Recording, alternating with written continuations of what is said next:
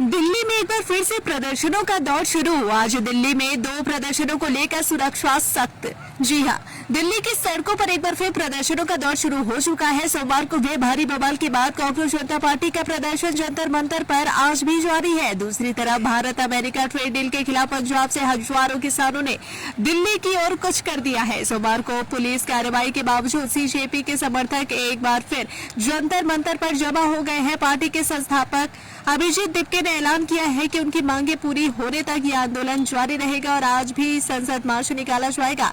दोहरे प्रदर्शन को देखते हुए जंतर मंतर और आसपास के इलाकों में सुरक्षा बढ़ा दी गई है। पुलिस बल को सतर्क रहने के निर्देश दे दिए गए हैं ताकि सोमवार जैसे हिंसा के हालात से बचा जा सके। सोमवार को प्रदर्शन के हिंसक होने के बाद पुलिस ने प्रदर्शनकारियों को जंतर मंतर से हटा दिया था।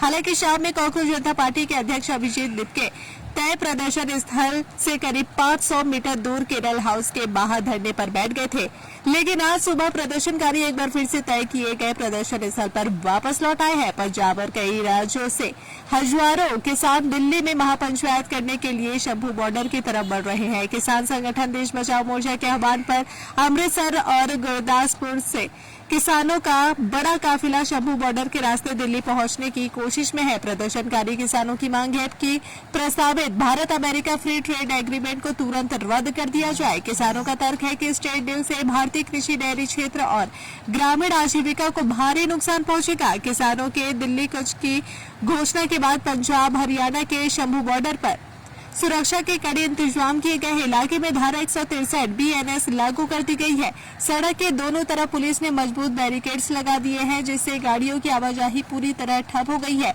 दिल्ली कूच कर रहे किसानों को हरियाणा पुलिस ने खनौरी के पास भी रोक लिया है। भारत माला जम्मू कटरा एक्सप्रेसवे पर किसानों का रास्ता रोकने के लिए भारी बैरिकेड्स भी लगाए गए हैं। एक तरफ छात्रों और सीजेपी का जंतर मंतर पर विरोध प्रदर्शन और दूसरी तरफ शंभू बॉर्डर पर किसानों का जमावड़ा। इन दोनों आंदोलनों को लेकर दिल्ली पुलिस और केंद्रीय सुरक्षा एजेंसियां अलर्ट मोड पर है। पंजाब के किसानों के विरोध पर आप MP मलविंदर सिंह कौंग ने बात करते हुए कहा कि यूएस इंडिया ट्रेड डील, जिस पर हमने पिछले सेशन में चर्चा की थी, देश के खेती बाड़ी सेक्टर को तबाह कर देगी। मेरा मानना है कि किसानों को इतना बड़ा झटका पहले कभी नहीं लगा। ये आंदोलन पंजाब से शुरू हुआ है, लेकिन पूरे देश के किसान इस डील के विरोध में सड़कों पर उतरेंगे।